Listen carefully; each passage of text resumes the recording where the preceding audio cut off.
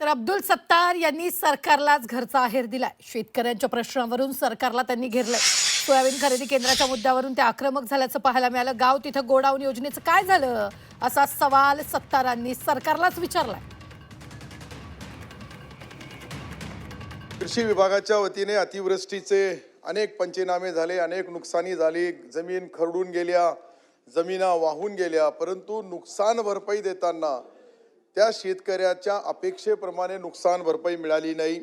अतिवृष्टी आणि पूरग्रस्तमध्ये हवालदिल झालेला शेतकरी मराठवाड्यामध्ये मोठ्या प्रमाणावर संकटामध्ये सापडलेला आहे।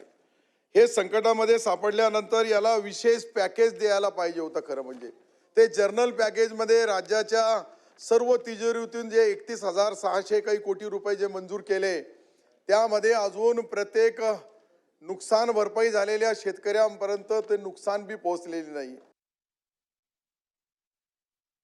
आज सोयाबीनची खरेदी तशीच आहे। सोयाबीनची खरेदी चालू झाली नाही। कोणी म्हणतो बारदाना नाही आहे, कोणी म्हणतो त्याच्याकडे आमच्याकडे स्टॉक करायला जागा नाही आहे। आदरणीय एकनाथ शिंदे साहेबांनी त्यावेळेस मुख्यमंत्री असताना घोषणा केली, गाव तेथे गोडाऊन, आजपर्यंत झालाच नाही। त्याची घोषणा झाली, त्याची अंमलबजावणी सुरू होणार होती, पण काय झालं मला माहित नाही।